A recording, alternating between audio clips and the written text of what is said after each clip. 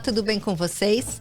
Eu tô com uma convidada hoje que eu garanto pra vocês que vocês vão aprender e se divertir. Um papo, assim, inacreditável. Eu tô com a Ana Lu, fundadora do Enjoei, junto com o Thier, que é o marido dela. E vocês vão, olha, saber de tudo como funciona um negócio por dentro pela voz de uma pessoa que é totalmente apaixonada pelo que faz. Sou mesmo. Obrigada, Grazi. Obrigada a você de estar aqui. Pelo convite. Eu vim. Você veio! A Ana Lu, só para contar para vocês, a Ana Lu foi... eu fiz o convite dela junto com o do Abílio. Lá, os primeiros convidados, assim, quando o programa agora ele tá fazendo 1 ano, então... Eu disse que eu vim. Levou 1 ano, mas você veio, né? Tá pago. Muito bom. Ana, eu sempre começo falando para as pessoas contarem um pouquinho dos seus negócios, porque a gente começa do presente, aí a gente vai falar de futuro. Uhum. Então, assim, conta, porque é uma história tão única e tão maravilhosa. Conta a história do Enjoei, como é que vocês chegaram até aqui. Essa é uma história que vai evoluindo até na minha cabeça, porque às vezes a gente fica, como foi, né? Até para mim é uma curiosidade. Então, eu acho que o retrato mental começa de que tanto eu quanto o Thier, a gente trabalhou muitos anos no e-commerce. Então, em diversas empresas de e-commerce, e a gente queria transformar essa indústria. Fazendo ali o que a gente fazia, a gente observava há 10 anos atrás, a indústria tinha exatamente as mesmas coisas para vender. Então, era geladeira, impressora. Você encontrava o mesmo tipo de produto naquele ambiente. Até hoje, se a gente pensar, quando a gente tem diversos players e o sortimento é muito parecido. Muito parecido. E aí o que eu ficava olhando, você pensa, hoje é difícil retratar no tempo, porque eu queria ver coisa linda na internet. Então a gente tinha redes sociais pra gente se divertir, tinha o Orkut, pensa ali, tinha o Twitter que bombava, mas não tinha um lugar, o que hoje, por exemplo, tem o Pinterest, se a gente quer uma inspiração, tem o Instagram, naquela época não tinha nada. Então eu sentia muita falta de entrar num site de ver coisa linda para comprar, né? Se você vai a um shopping hoje, tem lá um cuidado com a vitrine, tudo é muito bonito, a iluminação é pensada, tem cheiro. Eu falava, gente, não tem isso na internet. Por isso que as pessoas iam passear no shopping muito, né? Muito, porque ainda é toda vão, uma experiência. Sim. E aí eu sentia essa falta na internet. E aí eu falava, o Thier é um cara de produto. Tudo que eu falava assim, desenha aí. Ele desenhava muito bem. Era isso que ele fazia nas outras empresas. Então, ele montava aquilo e a gente fazia um ensaio técnico do que seria aquela experiência. Então, antes do Enjoei ser o Enjoei, ele foi um negócio chamado Balu, que não saiu do lugar, mas era só... Ele tinha o desenho pronto do que seria Balu. Que seria uma oferta para esse público de um lugar onde você entrasse e pudesse comprar navegando através de uma experiência muito legal. Só que para isso, a gente ia ter que sair dos nossos trabalhos sem dinheiro e comprar estoque e vender o estoque. Mas o blog já existia? Não. Olha, mas a vontade então de fazer... a vontade de fazer já existia absurdamente. E aí, em paralelo, desde muito novinha, eu era vendedora de tudo que você pode imaginar na sua vida. Eu vendia tudo. Eu resolvi a minha vida para ter a minha independência. Eu gostava muito de não dar satisfação da minha vida. Então, para isso, eu tinha que me virar. Então tá, então eu fazia isso. Então mesmo trabalhando... Em casa, assim, na família, casa, você diz? Nossa, assim. Desde pequena eu vendia tudo. Vendia Contém um Grama no catálogo. Tinha uma revistinha de Contém um Grama. Tô velha, né, Graça? Estamos. Vendi Natura. Vendi tudo, né? Tamo bem, o importante é isso. E então vender pra mim era uma coisa que eu não tinha muito constrangimento. Muito pelo contrário, eu estava muito confortável nesse papel de venda. Mas venda é um talento, né? Mas eu adorava, e até hoje eu adoro. Não, eu vendo Enjoei para todo mundo. Talento, tem. Eu adoro. E aí pronto, aí eu fazendo isso, um dia eu abri, e eu já estava trabalhando no Shoptime, que era uma empresa, é até hoje do grupo B2W, e aí um dia eu era estagiária e eu queria fazer viagens, e tinha um período de férias e o meu salário não dava, eu tinha que me esforçar para complementar. E um dia eu levei um monte de roupa para a empresa, ou seja... um pouco desavergonhada e falei, pessoal, vem cá, as meninas, vem todo mundo no banheiro, vendi tudo. Em um dia eu ganhei mais dinheiro vendendo roupa do que o dinheiro do estágio. E o que eu percebi nesse momento? Elas amaram aquela experiência, elas acharam meio transgressora, falaram assim, vou trazer as minhas também. E eu só botando fogo, falei, isso mesmo. E criei ali um business paralelo. Muito bem. Um dia, já querendo fazer a Balu, já trabalhando muito mais na frente, eu abri meu armário num apartamento que eu morava com o Thier, pequenininho o apartamento, e eram 2 portinhas de armário, mas ele estava muito mal administrado. Então tinha muita roupa, uns cabides assim, tipo, um por cima do outro, e coisas que eu falava assim, gente, isso é muito legal, mas eu realmente não uso. E tem coisa que eu tirava e doava, e tinha coisa que eu falava assim, eu olhava e falava, isso eu não nem dou nem uso, porque eu tenho pena de doar, eu acho que eu vou usar. Tá novo, tá né? novo. Então você fica ali com uma parte do seu armário que você fica... Foi caro, né? Você não tem uma relação honesta com as coisas que estão ali. Você fica olhando, achando que vai fazer alguma coisa e não vai. Aí nesse... Vou emagrecer. Isso. Não é o seu caso. Não, a gente fica com aquelas coisas. Eu adoro, mas foi minha mãe que... Então tem um monte de coisa que faz com que a gente administre mal as coisas que a gente tem. E toda vez que a gente sai e vê uma coisa bonita, a gente compra. Então é assim o fluxo. Ele é mais de entrada e menos de saída. Sim, muito mais. Naquela época, então, imagina, isso era 2009. Então a gente já tinha, eu e Tia trabalhando com e-commerce, um monte de gente, um monte de vontade de fazer uma coisa melhor, e a gente estudava essas vontades, ou seja, ia falar com o fornecedor, desenhava, comprava os domínios, e um dia eu abri meu armário, comecei a tirar coisas do armário, jogar na sala e falei, Tia, vê isso, tem enjoei.com.br. Porque comprar domínio era uma coisa que a gente também fazia muito. E tinha o enjoei.com.br disponível. Inacreditável, porque é muito bom. E ele falou, não vai ter. Ele falou pra mim, ele falou assim, não vai ter. Eu falei, vê aí, tia. E tinha. E aí a gente registrou, isso era sábado, sei lá, 27 de abril de 2009. E a gente fez o blog, ele segurava as fotos, a gente fez as fotos lindas, caprichadas, e eu sempre fui do texto. E eu falei, bom, eu vou contar a história dessas peças, porque pra vender bem, eu vou dar um upgrade nessa história. Então, quis escrever sobre aquelas peças. E ele foi adorando aquilo, eu falei, mas bota para as pessoas venderem também. Porque se for só eu vendendo, meio sem graça, mas se todo mundo puder participar, isso é legal. Depois de muito tempo, eu fui entender que isso era o mínimo produto viável, né? Era o que a gente MVP. Era o meu MVP. Então, o blog foi o MVP. A gente contratou pessoas remotamente em 2009. E eu gosto de relembrar que naquela época, você não tinha celular para tirar foto das coisas. Você tinha que tirar com a câmera, fazer um download com cabo, tá? Para o seu computador. E dali você publicar.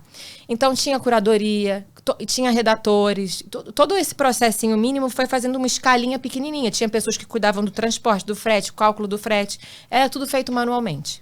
Em paralelo, o Tia estava lá na Abril, estudando, vendo ativos, ele era executivo, e ele percebeu, na verdade, eu estou vendo um monte de ativo, mas que eu não estou vendo aderência e tração de clientes aqui. Eu vou sair e vamos fazer o Enjoei. Novidade aqui. E eu vejo que tem muita atenção no Enjoei. Tinha muito desejo que aquilo ficasse maior.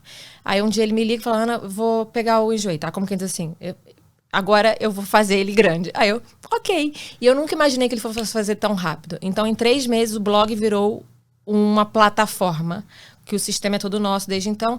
E aí tinha... Desde então? Desde então, sempre. Foi desenvolver, o Brando desenvolveu junto com o Tia, e o Brando tá fundador junto com a gente. Então... Que máximo. Eu quis contar essa história longa, porque não é tão trivial quanto eu abri o meu... Não é uma construção que vem do e-commerce, vem de uma veia comercial. Sim. E, por acaso, a gente deu vazão a partir das coisas que a gente tinha. Uhum. Então... E eu acho que a adesão do público significa que isso é uma verdade. Ou seja, todo mundo quis embarcar nessa história, desde muito pequenininho.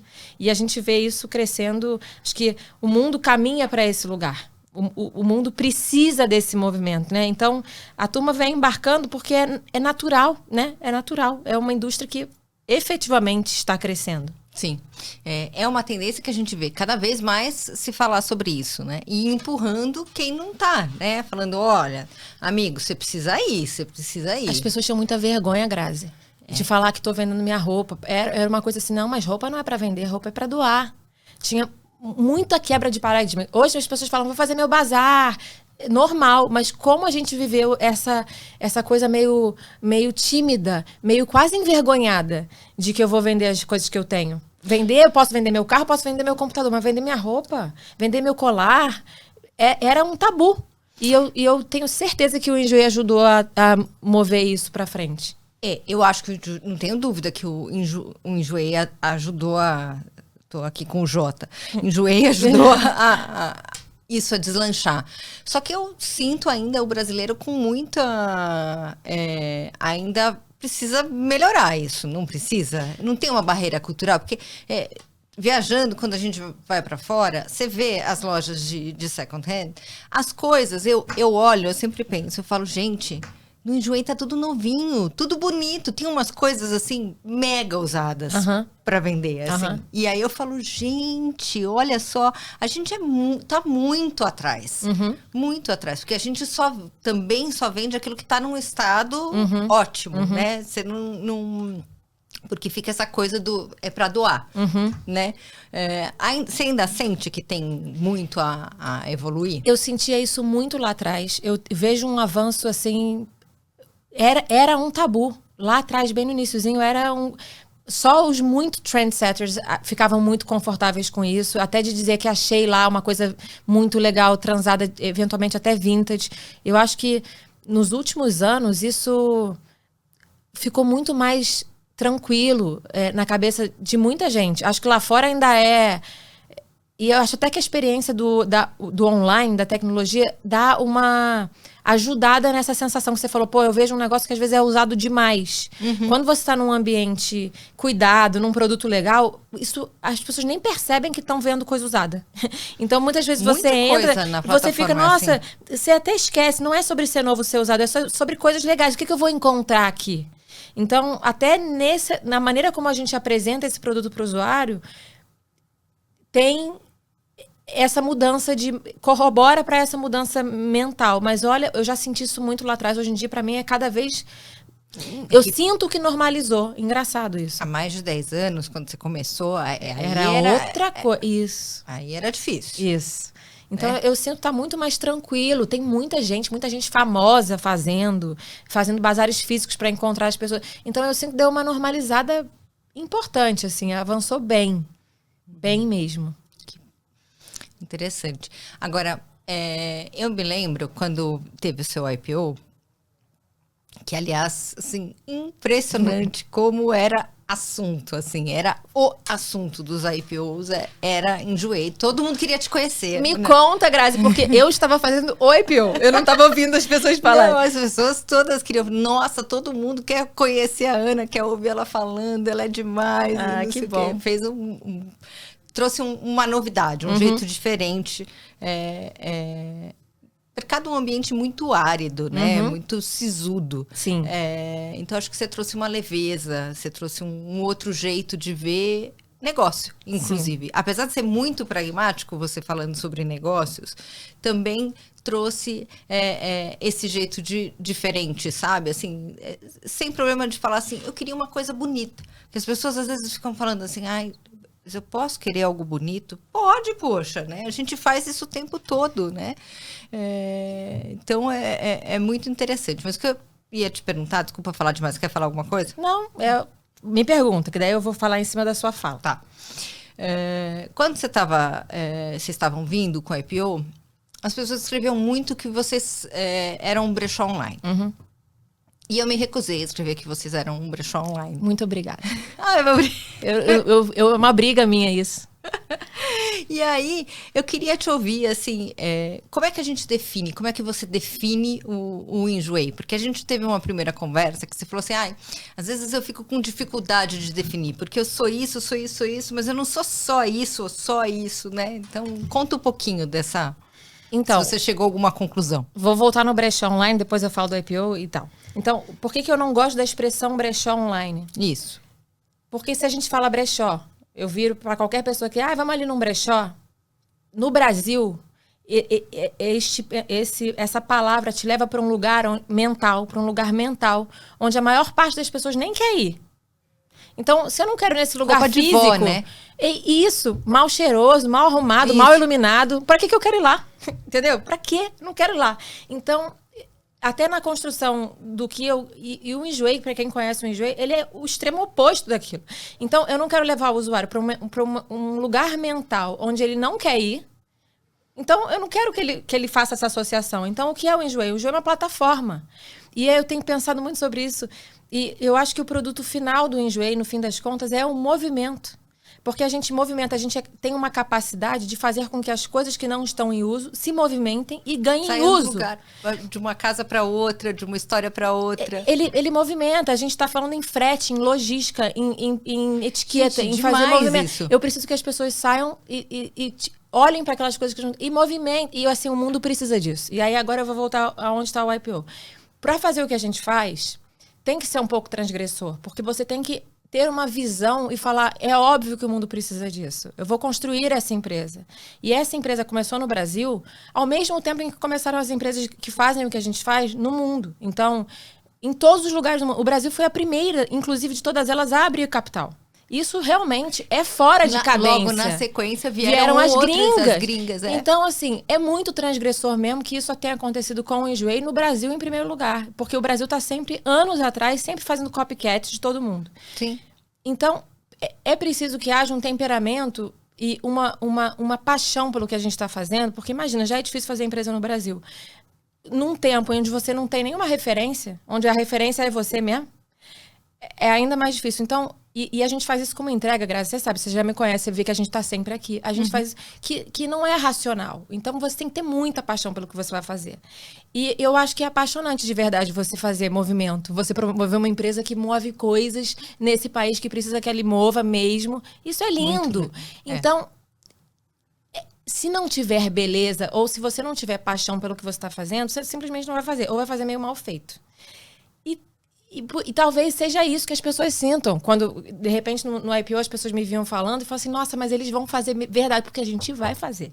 E isso não é uma coisa que, porque eu fui lá em Stanford e eu entendi que tinha que fazer. Não, a gente simplesmente está fazendo. A gente viu essa tendência no mundo, né, isso, da circularidade e resolvi fazer um... Então, esse sentimento, que é o que qualquer, especialmente pessoa que goste de coisas de design, de moda, etc.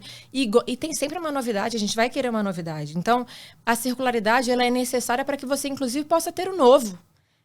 Veja, a gente está falando de novo, de movimento, de novidade, de uma série de... A gente não está nunca no discurso falando de para trás, do usado, de coisas que não são do velho, genuínas. No coração de quem usa. Então, eu acho que é por aí. Até para falar da própria sustentabilidade, né? Porque é óbvio que a gente tem menos desgaste a partir do momento que você movimenta as coisas. Mas a gente tem cuidado muito da maneira como a gente vai falar disso, porque sim, estamos no mercado de capitais... Ai, desculpa o microfone. Eu também e isso é super importante, mas de uma maneira... Porque a gente nunca usou isso para vender coisa para o nosso próprio usuário. Compre de mim porque aqui é sustentável, venda porque é legal, porque... Então... De que maneira eu levo essa educação de uma forma gostosa, que as pessoas gostem de saber que, poxa, que legal, by the way, essa compra foi super legal. É by the way, né? É by the way, não é o grande argumento de venda. Exato. A pessoa tem que querer aquele item. Isso, né? Porque é o que está no coração dela, que é o que vai fazer ela se movimentar para comprar mesmo. Então, eu acho que talvez seja essa grande... E cada um ali naquele time tem essa peculiaridade dessa pequena obsessão, entende? Dessa resiliência. Assim, outro dia o Tia falou uma coisa que eu achei muito engraçada. Dos 3 porquinhos, a gente é o que tá fazendo da casinha de tijolo.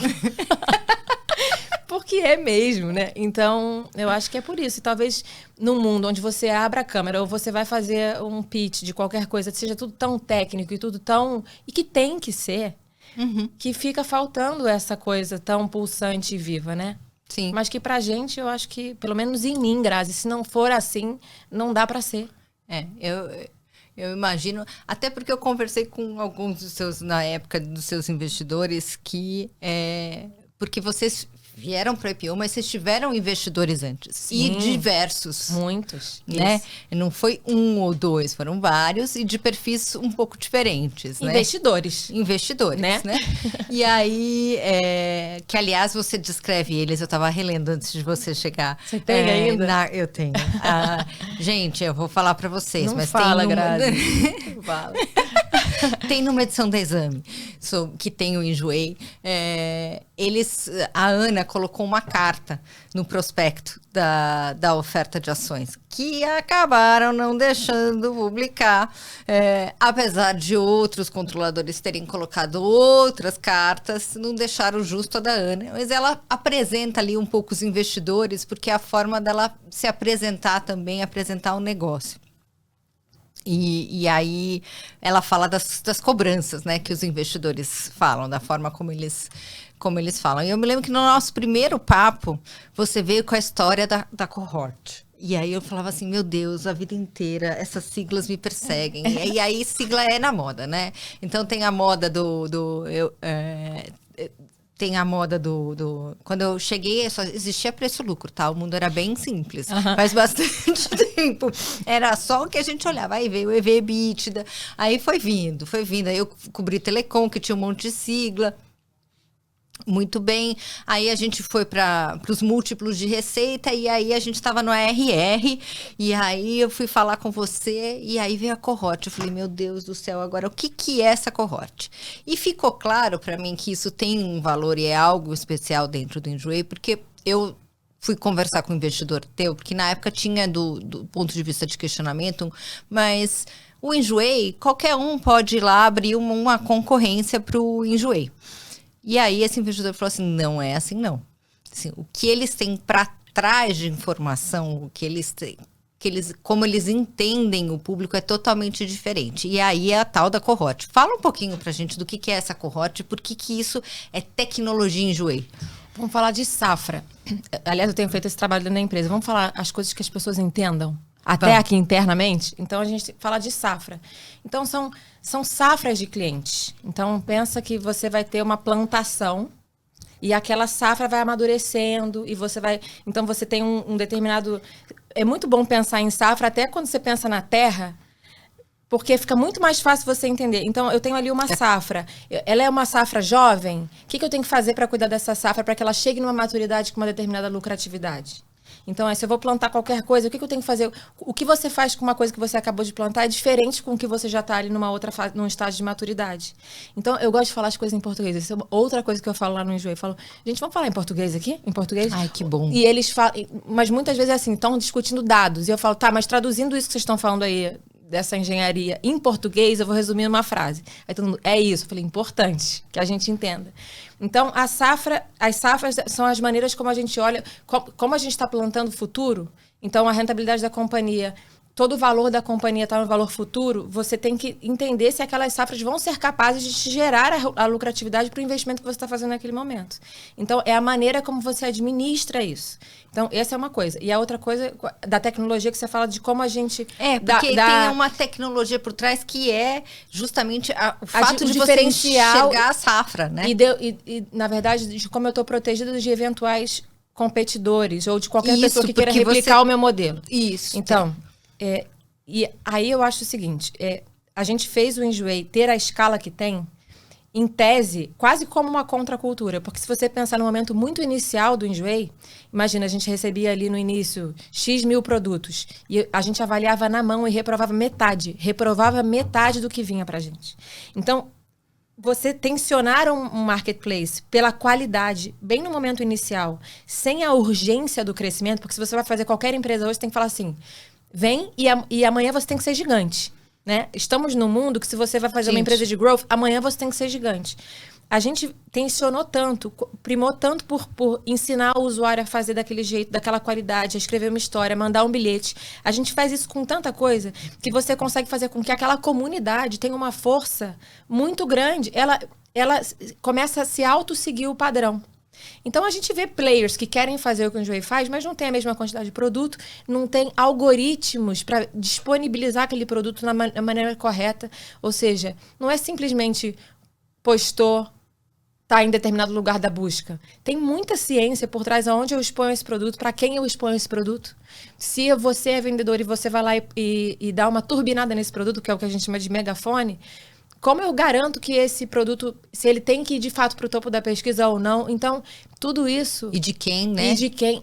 Não é trivial. Eu não posso comprar esse sistema de alguém que produza e-commerce. Então, isso é engenharia de dado. Uhum. E que a gente aprende como? Observando o próprio usuário. E como? Com densidade de usuário. Então, não é trivial. Eu não consigo fazer isso sem densidade de usuário, com base em 3 usuários. Então, tudo isso... E essa engenharia afeta a qualidade das cohorts que vai gerando o crescimento futuro. E são complicado, mas, né, não é não. E são mais de 10 anos de estrada, né? Então, Sim. você tem mais de 10 anos de aprendizado no que em tudo isso que você falou. Então, quando você vai expor, dizer, não é uma decisão que começou com uma base de ontem, né? É uma decisão que carrega uma história. E né? por que nesse business é tão importante? Porque, veja, eu não estou vendendo commodities, não são coisas buscáveis. São coisas buscáveis, mas não é microfone tal que eu quero comprar para essa função aqui desse podcast. Eu preciso de microfone. Então, certamente, quando estava montando esse estúdio, sabiam o que precisavam para cá. Quando você entra no Enjoei, quando você vai a um shopping passear, você vai descobrir coisas. Você vai ver coisas bonitas. Então, você tem que garantir que aquilo seja bem exposto, cuidado. E como eu exijo isso do usuário? Dando exemplo. E esse exemplo que foi dado lá, ou seja, até quando a gente reprovava para esses usuários todos, a gente escrevia. Depois virou Automagic's Feedback. Mas antes era tudo escrito 1 a 1. Olha, Grazi, não me manda a foto que você tirou, o teu sapato, uma graça. E era assim que era, tá? Uma gracinha. Porém, a foto tá uma luz muito fria, tá no chão da sua cozinha. De repente, se você fizer essa foto na luz do dia, não sei aonde, tudo era feito assim. E as pessoas mandavam de volta. E a gente gostava de ver os produtos voltarem, o usuário postava e vendia. Qual era o resultado disso? Era, vendeu. E a pessoa tava, gente, eu tava aqui para brincar, para interagir com essa plataforma e de fato eu vendi. E isso dá uma sensação muito legal, porque você fica, nossa, muita gente que vende com a gente nunca vendeu nada antes em lugar algum. E dá essa sensação muito bacana de, pô, eu sou capaz, eu dou conta. Não é só para profissional, né? Os outros marketplaces são muito profissionalizados, né? Então, eu acho que o Enjoei tem essa humanidade, né? Que é possível, ele é pra gente. E tem uma coisa legal, eu acho, que assim, não tem 10 vestidos daquele vestido que você gosta. Não vai ter... São itens únicos, né? São itens únicos. Isso é muito... É muito custoso, eu acho, quando você compra uma coisa. Aí dá até aquele nervoso, né? Ai, meu Deus, alguém vai comprar o primeiro.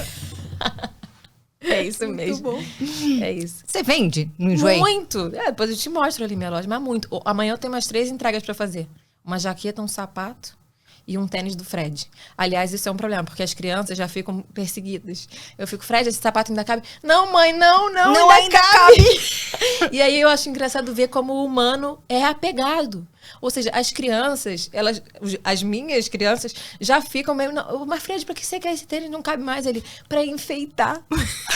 Então, eu até meu filho é um acumulador. Somos todos, Grazi. Eu acho que também tem uma verdade que a gente tem que admitir. A gente é apegado, a gente gosta das coisas. E é talvez por isso que o Enjoei tem essa força. Porque, veja, a partir do momento que eu escrevo um bilhete pra você, mandando uma coisa que eu gosto... Isso, então eu vou te vender essa blusa que eu não quero mais. Aí eu vou te mandar, pô, Grazi, adoro essa blusa, mas eu realmente não uso... Eu tenho uma sensação até de carinho com aquilo que eu ainda gosto. E a pessoa que recebe, ela fica feliz pelo contato, pelo bilhete, pelo enfim, eu acho que no nosso coração, a nossa tendência natural é meio formiguinha. Vai na rua, pega uma folha, traz pra toca. Sei lá como é que é a toca da formiga. Mas é uma coisa de trazer. Também a casa da formiga. Como é a casa da formiga? Formigueiro. É, o formigueiro. Isso, é a casinha dela. E aí, eu acho que isso é natural da gente, mas não dá, né? Não cabe. A gente não tem... Cabe. Não é muito inteligente. Eu falo, gente, mas filho, isso aqui você já não brinca mais faz muito tempo, não é mais... Aí, quando eu estabeleço o dia... a gente precisa limpar. Aí ele faz direitinho. Então, assim... E aí eu não fico junto. Eu deixo ele escolher. Ele escolhe super bem. Isso. Não, eu vendo, eu dou, eu compro. Hoje eu acordei, aí tinha lá um casaco que tinha baixado de preço. Eu já tinha visto ele muitas vezes. Eu tava educada. Mas estava um preço muito bom. Realmente tinha caído muito. Eu falei, eu vou comprar esse. Eu comprei também. Então é isso, gente. É normal. Muito bom. E qual que é o lugar... no futuro, que você vê a venda do usado? Quer dizer, assim, a gente estava falando que é uma tendência e que está sendo, assim, muitas empresas estão sendo empurradas para ela, especialmente de moda, mas é uma tendência que o que está empurrando isso é a discussão da circularidade, da sustentabilidade. Mas, como você mesma dizia, assim, eu não sou só uma empresa disso. Quer dizer, é by the way, né? Então, que lugar você vê o comércio de usados no futuro? Então, dessas empresas de moda, para eles é uma necessidade. Eles precisam falar sobre isso até para responder à medida da produção. Mas não é genuíno. Então... fazer isso, você falou itens únicos, fazer soluções para este tipo de serviço, não vão ser eles que vão conseguir fazer, porque não é da natureza do que eles fazem. E é muito específico fazer o que a gente faz. Então, com relação a isso, especialmente a gente está trabalhando com isso há muito tempo, a gente tem muita certeza de que são business completamente diferentes. Então, essas associações a gente vai começar a ver cada vez mais. São as grandes marcas produtoras querendo se associar a esse tipo de movimento. Mas o que eu penso é que, independente das empresas, isso é da gente, como seres humanos, isso é da educação. Então, há muito tempo atrás, as pessoas costuravam suas roupas, as pessoas tinham uma outra relação com tecido, né? Chamava a casa das fazendas, as pessoas iam lá ver os tecidos. Tudo isso vai mudando muito. E eu acho que ia na costureira ainda. Sim. Assim, quando a gente queria uma roupa mais especial. Eu faço tricô, eu acho mal barato. Pra mim, ali é uma terapiazinha. Fora que é uma engenharia, porque eu não sigo as receitas, eu vou tentando criar.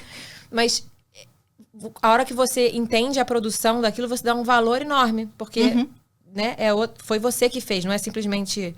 Enfim, mas o que eu penso tem essa demanda da indústria, mas o fato é que como a gente muda o comportamento em relação ao nosso senso crítico, em relação ao próprio mundo, em diversos aspectos, o que a gente come, o que a gente... Tudo. É natural que esse tabu que eu falei lá atrás, isso cai por terra. Então, é natural que o mundo chegue nesse lugar e que vai usar as plataformas, todas que hajam, para circular melhor as coisas que tem. Porque todo mundo é sempre desejoso, vai querer ter as coisas. Então, para mim, assim, é indiscutível que o mundo vai para esse lugar. Já vem vindo há muito tempo e eu faço parte dessa vinda.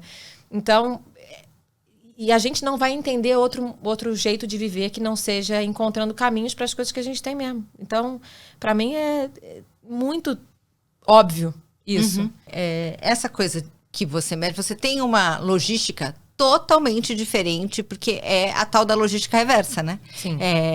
Que todo mundo, toda indústria, todo varejo, quer dizer, dali para fora para os consumidores, né? O teu é o contrário, dos consumidores para você, porque se você tem um serviço em que vocês oferecem, tem um serviço que o consumidor manda para o outro, né? Sim. E tem o serviço que é o Enjoei Pro, que você faz tudo, né? Uma coisa que a gente via e ouvindo muito o usuário, então muita gente vende e sabe fazer isso muito bem, e tem uma outra fala que certamente você está encaixada nesse perfil, que é exatamente, não, eu quero super vender, mas eu não tenho tempo. E aí, o que a gente... Na verdade, o Enjoei Pro, eu e o Xie, a gente começou o Enjoei Pro, porque a gente passava em rota, todo final de dia, depois do trabalho, pegando coisa na casa dos outros. Gente. Eu fazia romaneio, eu ia lá no Google Docs e descrevia item, aí eu sugeria preço. E o que eu percebi? E aí... cuidava das vendas, a gente não tinha um sistema especial para isso, e repassava para os clientes. O que eu fazia com isso? Eu queria garantir inventário muito bom no Enjoei, naquela época. Então, eu sabia quem tinha um inventário muito bom, passava pegando, controlava tudo, e depois eu ia lá e falava assim, Grazi, aqui, ó, teu pagamento das vendas desse mês. Quando eu fazia isso, a Grazi falava, nossa, vem aqui que tem mais. Era exatamente o que acontecia. Isso a gente chamava de posto avançado Enjoei. Migrou para o Pro, ou seja, é uma demanda tão grande que ele virou o Enjoei Pro. Hoje em dia, ele tem crescido muito. A gente vai até divulgar já deve ter divulgado quando esse podcast sair no ar. Então, ele está crescendo muito porque é legítima essa demanda. As pessoas querem vender. Muitas vezes, pessoas ótimas com coisas incríveis para vender não tem tempo durante a semana para fazer isso e mandam assim de sacolada. Então tem uma bag. 3 lá em casa. Isso. Então é muito fácil. Você solicita uma coleta, passa uma logística na sua casa, pega esse material, aí você recebe tudo. Tá muito legal, esse serviço tá avançando muito. Tudo discriminado, com foto, com sugestão de preço. O cliente só aprova, é publicado e depois ele fica recebendo ele no Enjoei. Depois eu te mostro o meu. Eu uso os dois serviços. Eu vendo sozinha, porque eu adoro vender para entender como tá a plataforma, conversar com a turma, interagir. E às vezes, quando eu vejo que acumulou demais, eu mando pro Pro. Até para testar o Pro também. Mas aí eu fico, assim, meu coração dividido, porque eu sou muito do C2C. Mas eu tô gostando tanto do Pro também, porque é tão confortável. Então, tem demanda para os dois públicos. Mas como é que é essa logística? Assim, vocês têm... Tem um centro de distribuição. Tem um centro de distribuição? Isso, tem uma operação em Cabreúva. E aí a gente recebe uma quantidade de produtos realmente impressionante. E aí escolhe? Ou vai tudo que a pessoa manda? Seleciona. Isso. Agora continua esse rigor de inventário. Sim, e aí a gente tá até melhorando os fluxos para quando uma peça não é aprovada, o cliente saber exatamente por quê. Ele pode pedir de volta as peças, ou ele pode escolher para ir para doação. E a gente está fazendo um trabalho muito legal também de fazer medição do que a gente está doando, a quantidade anual de coisas que a gente doa e vendo os relatórios de para onde a gente está doando, o que está virando do ponto de vista de produção. de impacto. Então a gente está quantificando tudo hoje isso. todo mundo quer saber o impacto, muito legal. né? Não, mas quando a gente vê o impacto realmente materializado, aí toca o coração. Aí é muito legal. A gente quer levar isso para o usuário também. Olha, se você quiser doar, isso foi o que fizeram com as doações do período tal. E eu acho que o próprio usuário ele fica mais interessado em querer participar da doação do que simplesmente faz uma doação. Quando você vê a sua doação pode virar isso, o engajamento é muito maior. Entendi. Então, temos esses 2 serviços. Então, o Enjoei Pro você vai sair daqui e vai pedir uma coleta. Tá bom. Vou testar, vou Tá te bom. contar. E deixa eu te perguntar uma outra coisa. Outro dia eu entrei no Enjoei, tava lá fuçando, bem desse jeito assim, vou passear, sabe? Sim. E aí tava lá fuçando e vi uma máquina de lavar. Ou era um fogão, era alguma coisa assim, Sim. um eletrodoméstico. Eu falei assim, mas tem. Tem muita coisa. Como é que vocês decidem o que pode ter e o que não pode ter? Então, desde o início, lá quando eu falei tvenjoei.com.br, meu pensamento ele é muito amplo no sentido de quem diz pra mim do que enjoou é a pessoa.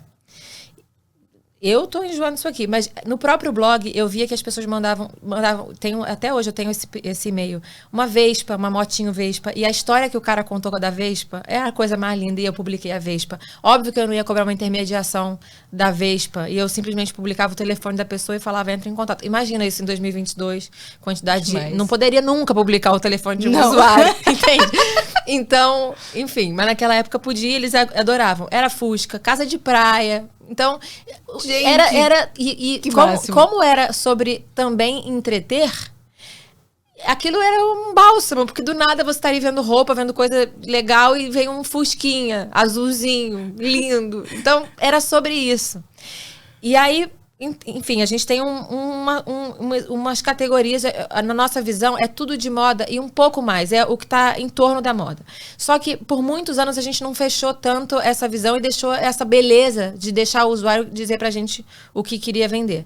Obviamente a gente foi fechando, então carro a gente passou a não aceitar, não tinha categoria. A gente começou a receber academia completa, banca de jornal. Eram coisas que realmente... Gente, que sensacional. Apartamento. Então era coisa que, não, por aqui eu vou ter que fechar. Até entendo, mas assim, banca de jornal, não, gente. As pessoas queriam transacionar através daquela plataforma, porque é legal. Você vai montando sua lojinha e você customiza a sua lojinha. Então você vai gostando dela, vai querendo botar mais coisas nessa loja. Então eu vou vender, eu já tenho minha loja, eu vou vender através dele.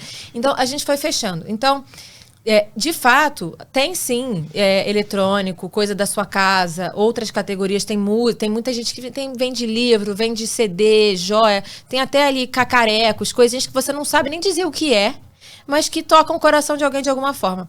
Mas o core mesmo é moda. Então, a gente tem feito esse trabalho, quando a gente olha lá do percentual do GMV que a gente vende, uma parte muito importante são as categorias de roupa e moda. Então, todo o trabalho que a gente tem feito aqui ao longo dos últimos anos é fazer com que essas categorias tenham muita relevância, porque é o tal do right to win. É nesse lugar que a gente vence um absurdo. Então, eu sou o melhor lugar para vender o teu carro? De fato, não sou o melhor lugar para vender seu carro. E nas categorias que a gente não tem este interesse, a gente começa a diminuir volume e focar muito realmente na nossa maior potência, que é a moda. Entendi. E um pouquinho mais. Um pouquinho mais. Que é o é entorno. Que é o entorno e é essa coisa do cacareco, né? Essa coisa da estética. Porque a moda, ela fala muito sobre isso, sobre a tua personalidade. Então, se é uma coisa pra sua casa... Exato. Então, o Tia também tem uma fala que é muito interessante. Você compra uma televisão, essa televisão vai ficar na sua casa por muito tempo. Quais são as coisas que moram na sua casa por menos tempo? É essa frequência de compra que tem mais entrada e saída que o Enjoei consegue endereçar bem. Isso falando de... Aí eu falo, como eu falo isso em português? Moda e um pouco mais, que é aquela coisa ali da casa, do design, uma câmera fotográfica. Mas você sabe que eu tenho legal. Coisas que eu também sou apegada com coisas que, assim, eu quis trocar, por exemplo, mudar a cara da sala. Uhum. Com as coisinhas, Isso. não com os móveis grandes. Aí tinham as coisas, mas tinham algumas que eu adorava. Gente, o que eu vou fazer? Aí eu botei no armário. Aí tem aquele armário que, assim, porque tem essas coisas têm uma fase dentro de casa. Dá pra vender tudo, esse aí. Pode botar pra vender. Não manda pro Pro, porque o Pro só aceita roupa. Mas você bota na sua lojinha. Entendi, porque tem umas coisas lindas e eu acho engraçado o ciclo das coisas dentro da nossa casa, porque assim, elas vão, quando são coisas, quando não é roupa, né? A roupa fica no guarda-roupa, mas as coisas que a gente pode vender, elas vão antes para um cantinho, para um armário, que você gosta delas, né? Você fala assim, você só quis trocar Você não sabe exatamente o que fazer com elas. E aí quando você encontra das últimas coisas, é até engraçado. Eu adoro coisas de casa. Adoro. Então eu comprei talheres, uns tramontinas antigos, lindos, umas gracinhas que ficam penduradinhos assim pra bater. Lindo, uma graça. sim. Já tinha um que eu também tinha comprado no Enjoei. Falei, vou ver se eu acho um outro. E foi curioso porque eu vi que tinha um usuário falando, não, estavam muito quentes na negociação. Eu fiquei tão apavorada que ele ia comprar, eu fui lá e comprei antes. Comprei para as crianças, então tem um... Eu falei, vou comprar um de criança, que tem uma bonequinha desenhada. Tudo talher antigo. Que eu tive, né? E Deve ser aí aquele comprei... do... Comprei. Que... E aí eu fico... Manu, a come faca com um cachorrinho. O do Fred tem uma bolinha de futebol. E aí foram compras distintas, porque eu tive que achar talher menino, talher de boneca, entendeu? Então eu tentei dar uma diferenciada, porque senão ia ter briga. Precisava diferir o que era do um, o que era da outra. Entendi. Então foi uma certa batalha para achar, mas achei. Então, entende o que é esse pouquinho mais? Entendi. Não, é muito claro. Isso. É um pouquinho, mais. Que é, assim, que faz toda... super exato. Exato. O que é esse pouquinho mais. Quando vocês fizeram o IPO, a gente estava ali, era 20, né? Tudo faz que era tempo, né, digital, Grazi? Faz tempo, né? Poxa, e passou rápido. Passou muito rápido, gente. Parece que foi ontem. Era 20, o mundo ali, tudo é digital, a gente tá indo para dentro do telefone, aquela coisa. E a liquidez no mundo tava enorme. E eu lembro que eu cubro o mercado de capitais há, 23 anos. E aí... Mas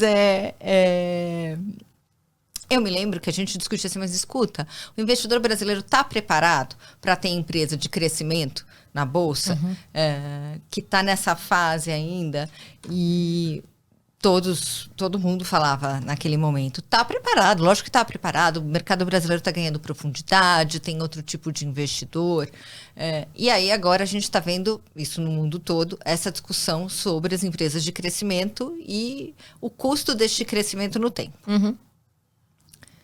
O que você diria, Ana, a tua sensação? O investidor está preparado para lidar com assim, no mercado aberto? Ele está preparado para entender uma empresa de crescimento? Como é que está sendo ser uma empresa aberta para você?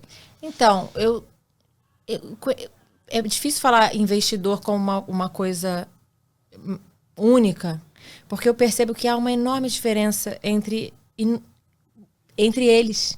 Então, eu não sei se eu saberia, assim, unificar. Eu conheço diversos perfis de investidores. Conheci ao longo do tempo, né, um determinado tipo e a gente vai vendo a diferença. Então, tem que ver o interesse dessa pessoa.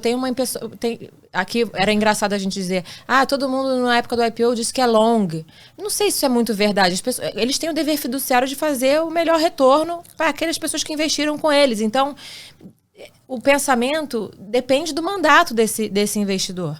Eu acho que tem muita gente muito boa no mercado, que tem muito interesse, que acompanha a companhia, independente se está em composição ou não, mas que está sempre em contato com a gente, que quer acompanhar, que está interessado. Tem gente que fica num outro nível, que está eventualmente mais ligado com outra indústria, tem menos interesse nesse segmento agora por motivos técnicos. Então, eu não sei se valeria a pena fazer essa máxima generalizada. Então, Entendi. Eu conheço investidores excepcionais que preferem acompanhar um tipo de empresa diferente, mas que se relaciona com a gente, tem interesse, gosta, é simpático, mas que eventualmente não é parte do fundo dele naquele momento, mas mesmo assim acompanha. Então, acho que são perfis, de fato. E acho que isso é assim no mundo inteiro. Eu tenho visto, quando a gente se conecta com investidores internacionais, também são perfis distintos do mandato no tempo, enfim, de construção mesmo. Você continua fazendo o que você disse na carta, né? Que você vê gente atrás das coisas, sempre. Sim, tem uns que não entendem, tem gente que entende, gosta, tem gente que entende, não gosta, tem os que amam, que querem construir junto, que acham que é muito importante. Então, são perfis. E essa generalização de falar o investidor brasileiro, eu conheço ótimos investidores brasileiros, eu morro de orgulho dos que eu tenho. E sei também que é uma relação pragmática. Eles vão ter em algum momento que ter uma saída nesse investimento. Então, acho que é uma visão até um pouco mais prática, efetivamente. Ao mesmo tempo, mais individual, né? Porque o mercado, a gente fala muito, a gente jornalista usa muito isso. Eu brinco, eu falo assim, esta entidade, este ser chamado mercado, né? Isso. Que isso, na verdade, o ser é a soma do fluxo, né? Então, o ser ele tá comprador ou ele tá vendedor, porque ele é o líquido dos fluxos e os efeitos disso, né? E eu consigo ver isso que você está falando, mas é que do lado de cá, a gente transforma esses investidores todos em pessoas e em nomes. Então, e aí a gente sabe exatamente os nomes que são nomes de construção, nomes que querem acompanhar, estão interessados, nos ajudam com as perguntas corretas, que querem fazer. Então, até às vezes uma pergunta de uma pessoa que nem está na base, fala, nossa, ótima pergunta, eu quero entender um pouco melhor sobre isso.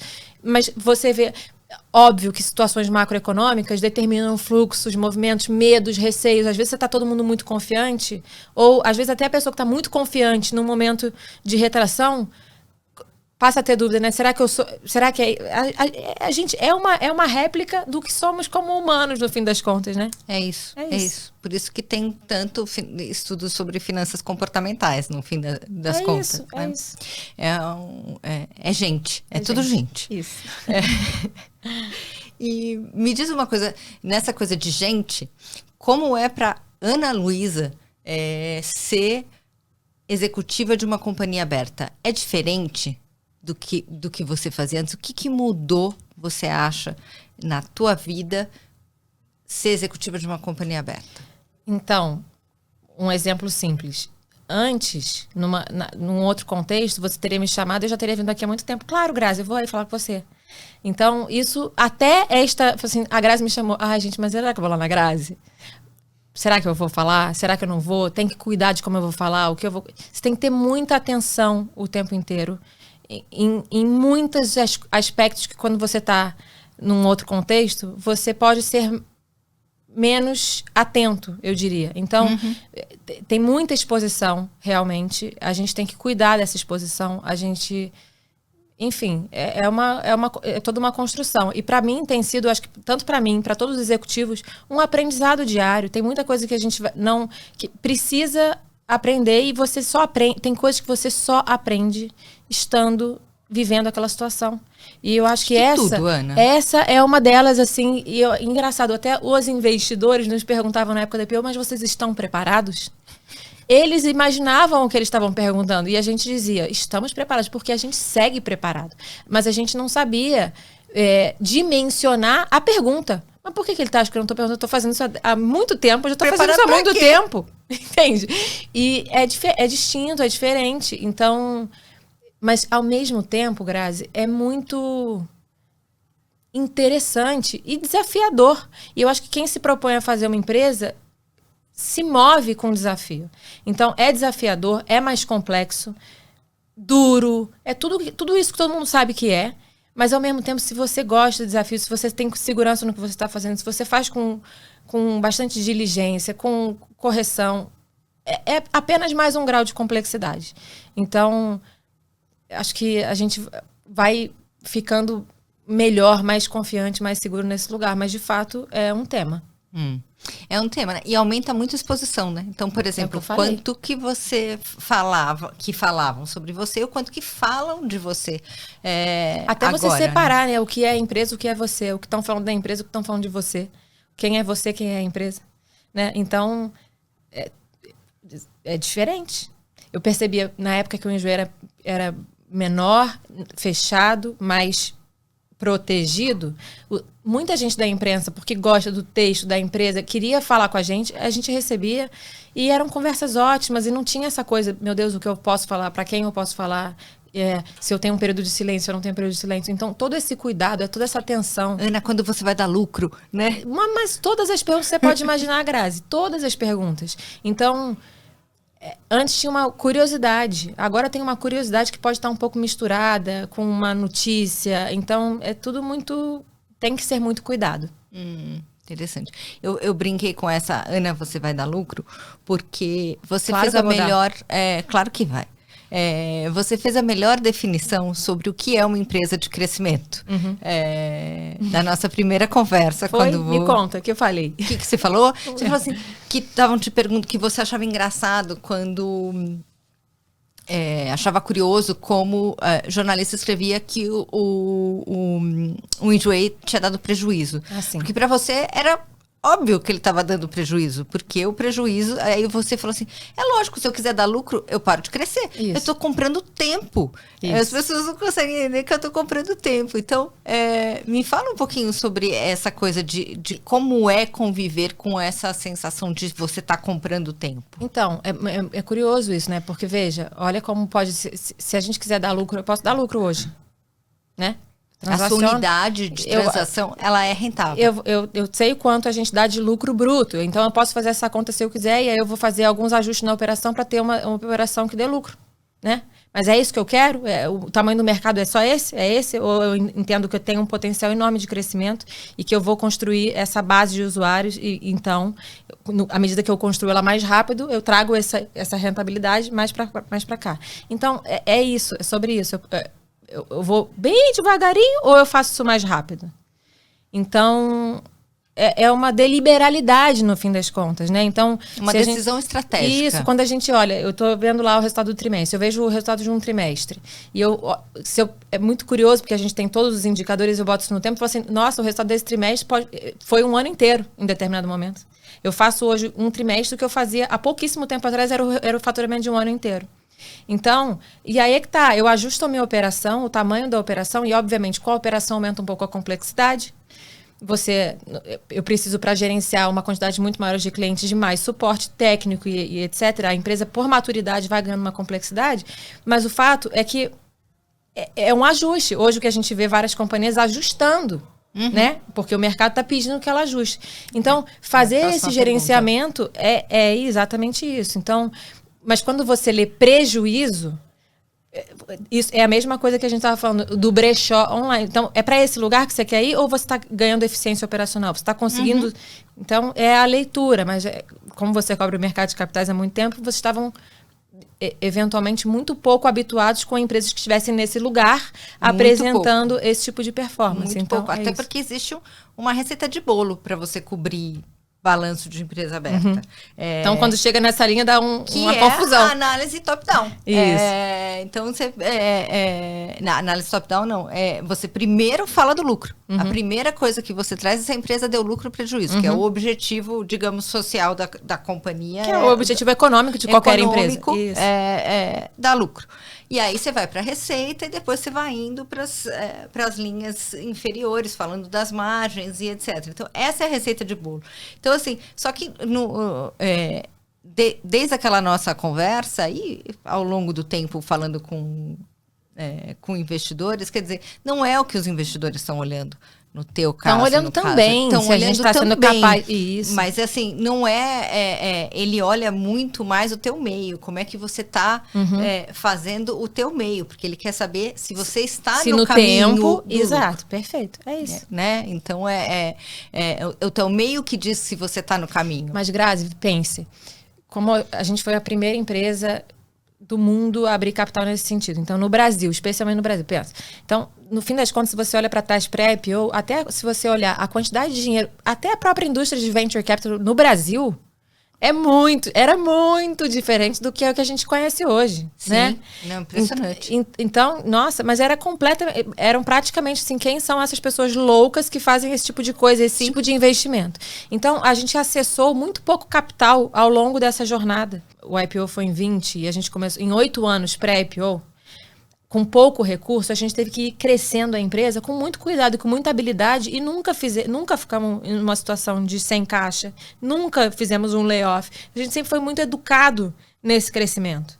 Então, eu estou tranquila que acho que vai ficar muito mais claro a maneira como a gente administra. Assim, teve um boom pós-IPO, porque o tamanho do que a gente se propôs a fazer era realmente importante, a gente tinha que equipar o time para isso, e isso sobrecarrega, obviamente, a linha de pessoal, mas enfim, no tempo a gente vai começar, já vem começando a mostrar que o caminho é o da eficiência operacional, o da lucratividade, porque tem que ser, né? Não é uma hipótese, é uma empresa, sim, né?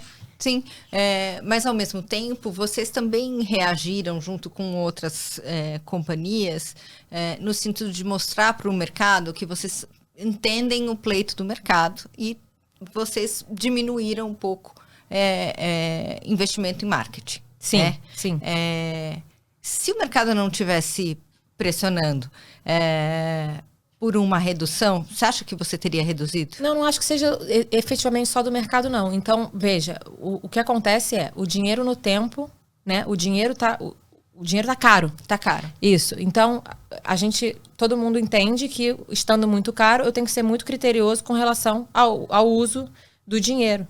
E a gente não pode... Então, não é o mercado tá falando para não gastar dinheiro. Eu vou continuar crescendo, só que eu vou sempre de maneira muito dimensionada, garantir que eu vou ter segurança para a companhia. Então, quanto tempo vai durar esse período em que a gente não quer, a gente não pensa numa próxima rodada. Então, a companhia tem que ser eficiente com o dinheiro que ela tem, que ela captou. Este é o mindset. E com isso, eu vou propor uma curva de crescimento e com um determinado investimento em marketing. Então, é muito por aí, pensando na companhia com o dinheiro que ela tem. Entende? E não expô-la. Existe esse verbo? Sim. Então, é isso. É isso. Fundamentalmente, é o entendimento do custo do dinheiro no tempo. Entendi. E a previsão de quando esse juro volta a baixar. Então, é muito por aí. É curioso que, na época desse boom de mercado de capitais, a maioria das empresas que vinha ao mercado era para usar o dinheiro muito rápido. Porque era por uma aquisição ou porque tinha que equalizar ali, queria fazer uma segurança e dava uma equalizada na situação de dívida. Mas você tinha um uso, uma destinação muito rápida para o volume de recursos. E aí eu me lembro que uma pessoa chamou a atenção. Claro, ninguém quer ficar com o caixa, porque o caixa aplicado não está dando nada. Não, porque não é para isso que o investidor colocou. Ele compra a tese. Então, você vai expandir, você precisa desse dinheiro para quê? Exatamente, né? E agora a gente foi para um outro... Ó, quero que você use devagar o seu dinheiro aí, que ele não vai durar para sempre. Pelo menos, deixar ele aplicado tá bom, né? Sim, a gente tem que ter... Acho que qualquer pessoa que esteja tocando companhias em geral vai ter essa sensibilidade do quanto a companhia fica exposta ou não e a capacidade de geração de caixa. Então, todo mundo tá atento a coisas que são mandatórias, né? Então, acho que é por aí. Muito bom. Ana, assim, eu continuaria falando aqui... Horas e horas. Somos vizinhas de torre. Que bom, Grazi, obrigada. Falando e obrigada por você ter vindo. Daqui a pouco, quando estiverem mais novidades, aí vocês voltam. Tá bom. Não se esconde, não, tá? Não me escondo, não. Eu vim, ó. Não, você veio. Muito bom. Obrigada para vocês que ficaram até o fim. Vocês viram que a conversa aqui foi um pouco diferente, a gente falou um pouco menos de número, mas o objetivo era esse mesmo, era mostrar para vocês como é que pensa, como é que sente a Ana Lu do Enjoei, porque ela faz o negócio com muito paixão.